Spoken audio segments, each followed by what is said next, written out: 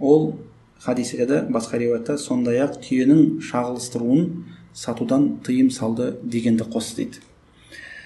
Яғни түйені шағылыстыру, қашыру, яғни мысалшы сенде бұқа бар, енді көршілеріңде бұқа жоқ екен, соны келеді кісі, сенен көршілер келеді, не ғой ана бұқаңды бере тұрасың ба, қашыра алайын деп едім өзім сиырларымды, бір күнге бере тұршы дейді, әлі 2 күнге бере тұршы, мына өзім сиырларым бар еді, соны қашыратын уақыт келді, соны қашыра алайын, шағылыстырайын деген сияқты қылып сұрайтын болса, егер де сен бұқаңды беретін болсаң, оның ақшасын алуға болмайды.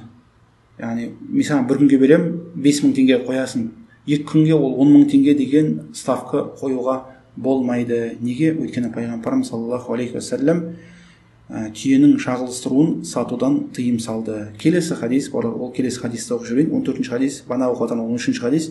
14-ші хадис, Ибн Амр, Алла елшісі саллаллаху алейхи уассалам еркек жануарды ұрықтандыру үшін жалдаудан тыйым салды деді. Яғни еркек жануар бүкіл, яғни бана мысал сиырға болды, дұрыс па, бұқаға. Бұл жерде теке болсын, қошқар болсын, әлде еркек түйе болсын, еркек қандай жануар болсын, әйтеуір қашыру үшін, шағылыстыру үшін ақша алатын болса, ұрықтандыру үшін ақша алатын болса, бұл шариғатта харам болады. Яғни ақша алуға болмайды. Әлде мысалшы сондай болуы мүмкін, қымбат бір теке болуы мүмкін. Яғни сондай бір қымбат теке болады, басқа елден келген, Заменский дейді, тағы бір нәрсе, сондай бір қымбат теке, бағасы мысалшы қарапайым теке бағасы 30-40 мың теңге болатын болса, мынаның бағасы 400 мың дейді мысалшы. 400 мыңға осындай елден алып келдім дейді. Сол қаштыру бағасы мысалшы 10 мың теңге дейді. Бұл шариғатта харам болған нәрсе, бұған ақша алуға болмайды. Неге оны болмайды дейді? Өйткені ол үйдегі бір дүние сияқты ғой, яғни бір шариғатта жалпы үйде бір нәрсе сұрайды ғой кісілер, күрек бере тұрасың ба, балта бере тұрасың ба деген тыюға болмайды жалпы, бұл жаман нәрсе. Егер де бір кісі сондай бір немқұрайлы кісі болатын болса, алған нәрсесін қайтармайтын болса, ол кісіден тыйсаң болады, иә. Бірақ жалпы былай көршілерден анау бір күрек сұрап келіп, біреу мысалы үшін ПГС илейтін сетканы бере тұрасың ба деп мысалы сондай сұраған болса, шариғатта тыюға болмайды ол нәрсені.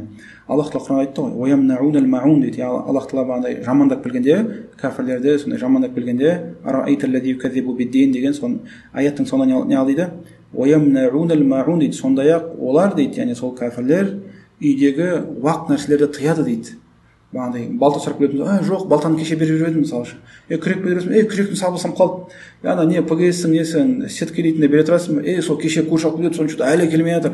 Қазан ошақты бере тұрасың ба? Жоқ, кәп осы емес, ертең өзіміз бірден пісірейін деп жатырық деген сияқты сараң болмау керек дейді. Яғни көршілерінен ондай нәрсені тыюға болмайды. Иә, әрине бір кісі болатын болса, сондай әкелген затын қайтармайды, әрдайым әлде ұрлап кетеді, әлде мойындамайды дейтін болса, бұл жерде проблема жоқ. Бірақ яғни көршілерің, таныстарың, бауырларың, ағайындарың бұдан ондай уақыт нәрселерді тыюға болмайды. Маман товарка бере тұршы мысалы, осы емес, ертең өзіміз қонақ шақырайын өтіредік деген сияқты нәрселер істеуге болмайды. Мынау соның түріне кіреді дейді.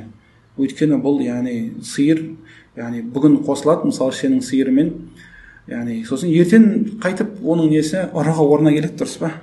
Сондықтан бұл нәрсені тыюға болмайды. Артық су сияқты ғой, яғни альхамдулилля сенің бұқамен сенің сиырларың бәрі қашты, бәрі альхамдулилля. Енді ар жағында оның несінде екі тасында артық ұрық қалады ғой, субханалла. Суды артығын сатқанмен бір дейсің ғой дейді оны. Соның болмайды дейді. Және тағы басқа ғалымдар бүйтіп айтады дейді. Бұл дейді өте жеркенішті нәрсе дейді. Мұсылманның сондай дүниеге қатты берілгенінің бір дәлелі болады дейді. Сондай сараң екеніне дәлел дейді. Және сондай төмен болған нәрсені мұстақбақ, жеркенішті болған нәрсеге ақшалап отырған болса, онда ол мұсылманның сондай яғни өте сараң екеніне дәлел болады дейді. Бұл сол себептен шариғат одан тыйды. Енді бұл даналықтар ғой, яғни шариғаттың ғалымдарының айтатын даналықтары, бірақ бізге ол даналық қатты қызық емес болу керек. Бізге ең маңыздысы бауырлар, пайғамбарымыздың тыйды ма, болды, тыйды. Бұда үлкен даналық бар. Біз оны білсек те, білмесек те, болды, біз соған бойсынамыз деп сөйтіп қабылдау керек. Сондықтан шариғатта еркек жануарды қашыру үшін, ұрықтандыру үшін жалға беруге болмайды. Бір күн болсын, екі күн болсын. Әлде мысалшы сиырын әкелуі мүмкін, керісінше. Сенде бұқа бар екен ғой, мен сиырын үстіне бір күнге әкеліп тастайыншы дейді, қашыру үшін. Яғни еңбегіңді жемеймін, ақшаңды беремін, 5.000 теңге беремін дейтін болса, болмайды, харам болады. Екіншіден бауырлар, не болады дейтін болсақ, қандай нәрсе болады дейтін болса, егер де кісі алып кеткеннен кейін барып, бұқаңды алып кеткеннен кейін өзі бір енді рахмет ретінде бір нәрсе әкеліп тастаған болса, ол кезде болады дейді. Хадисте келеді, Насаи және Тирмизиде келетін хадисте, Анас ибн Малик радиаллаху анху айтады, пайғамбарымыздан саллаллаху алейхи вассалам бір кісі келіп, Келәб деген бір тайпаның бір кісі келіп пайғамбарымыздан сұрады дейді, нені еркек жануарды ұрықтандыру үшін ақша алуға бола ма деп сұрады дейді. Сол кезде пайғамбарымыз саллаллаху алейхи вассалам тыйды дейді.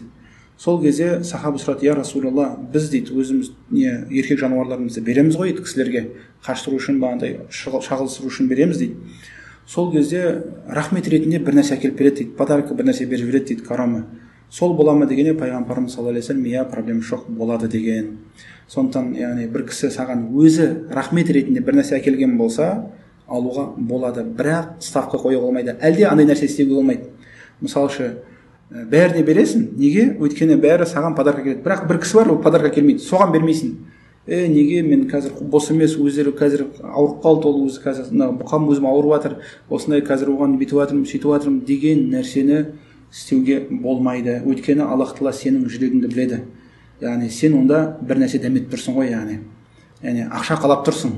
Яғни кісілердің бәрі біледі, сен ақша ставка қоймайсың, бірақ бір нәрсе күтіп тұрады сенен.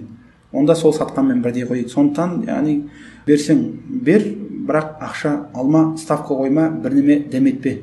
Бер, әкелсе альхамдулилля, әкелмесе яғни альхамдулилля пайғамбарымыздың саллаллаху алейхи вассалам сөзіне бойсын. Және кейбіреулер былай істейді, яғни осы шейхімізден естігенде сұрақ қойған, сол бауырлар былай істейді, біздің елде былай бұқаны береміз дейді, бірақ шарт қоямыз дейді, осындай шөптің түрін тамақтандар деп айтады дейді. Соның бәрі де сол харамға кіреді дейді шейхіміз Мұхаммад Мұхтар Шанкети. Яғни айырмашылық жоқ дейді. Шарт қоюға болмайды дейді. Былай бердің ба, болды, альхамдулилля, бер, кәдімгідей өзінің малы сияқты қарап әкеліп берсін, бірақ бір ставка қойып, шарт қойып бір нәрселерді істеме дейді. Неге? Өйткені шариғатта бұл тыйым салынған нәрсе, жиіркеніш нәрсе, адамның өте сондай жиіркенішті амал істегенде сондай сараң екеніне дәлел болады дейді. Хадисті келіп оқиын. Жабир радиаллаху анху, Алла елшісі саллаллаху алейхи вассалам судың артығын сатудан тыйым салды деді. Хадисті Муслим риуаят еткен. Басқа риуаятта, бұл хадистің басқа риуаятында, Муслимде емес, басқа риуаятта бұл хадисте қосылған, сондай-ақ түйенің шағылыстыруын сатудан тыйым салды дегенді қосты. Ибн Умар радиаллаху анху айтады, Алла елшісі саллаллаху алейхи вассалам еркек жануарды ұрықтандыру үшін жалдаудан тыйым салды деді. Хадисті Бұхари риуаят еткен.